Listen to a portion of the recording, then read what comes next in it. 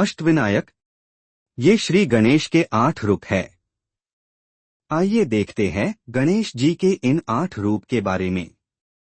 इस वीडियो में देखेंगे हम 7वां रूप जो कि है विघ्नराज।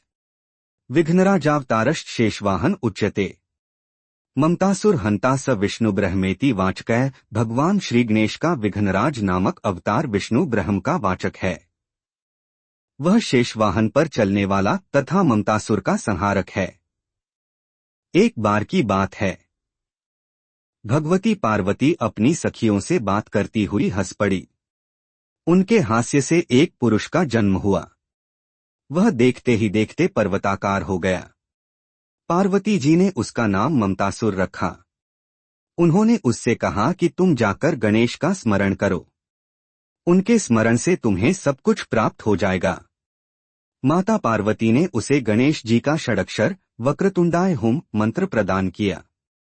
ममतासुर माता के चरणों में प्रणाम कर वन में तप करने चला गया। वहां उसकी शंबरासुर से भेंट हुई।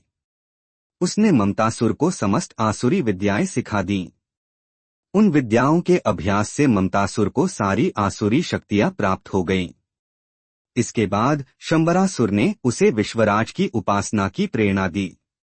ममतासुर वहीं बैठकर कठोर तप करने लगा।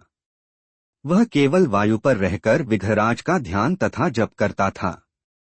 इस प्रकार उसे तप करते हुए दिव्य सहस्र वर्ष बीत गए। प्रसन्न होकर गणनाथ प्रकट हुए। ममतासुर ने विघ्नराज के चरणों में प्रणाम कर भक्तिपूर्वक उनकी पूजा की।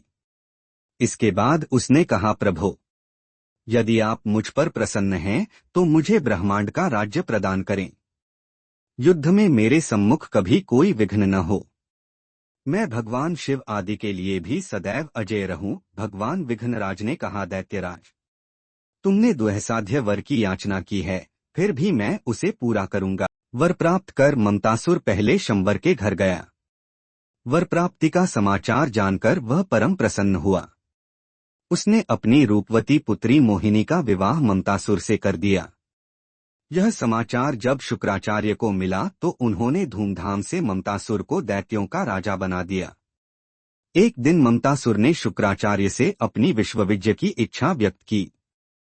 शुक्राचार्य ने कहा, राजन, तुम दिग्विजय तो करो, लेकिन विघ्नेश्वर का विरोध कभी मत करना। विघ्नराज की कृपा से हो तुम्हें इस शक्ति और वैभव की प्राप्ति हुई है।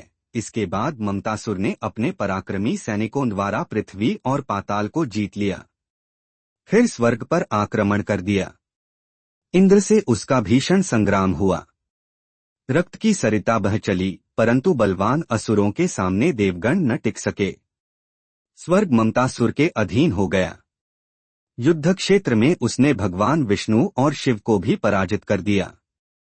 संपूर्ण ब्रह्मांड पर ममतासुर शासन करने लगा।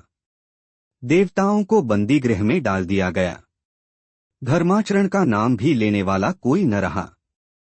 सभी देवताओं ने कष्ट निवारण के लिए विघ्नराज की पूजा की।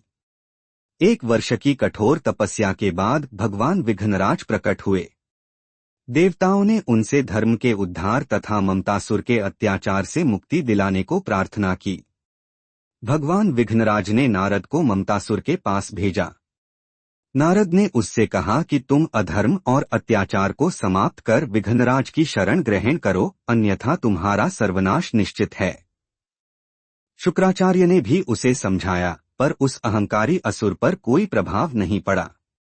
ममतासुर को दृष्टता से विघ्नराज क्रोधित हो गए। उन्होंने अपना कमल असुर सेना के बीच छोड़ दिया। उसको गंध से समस्त असुर मूर्छित एवं शक्तिहीन हो गए। ममतासुर का पता हुआ विघ्नराज के चरणों में गिर पड़ा। उनकी स्तुति करके क्षमा मांगी। विघ्नराज ने उसे क्षमा कर पाताल भेज दिया। देवगण मुक्त होकर प्रसन्न हुए। चारों तरफ भगवान विश्वराज की जयकार होने लगी। बाकी के रूप के वीडियो जल्द ही आ रहे हैं।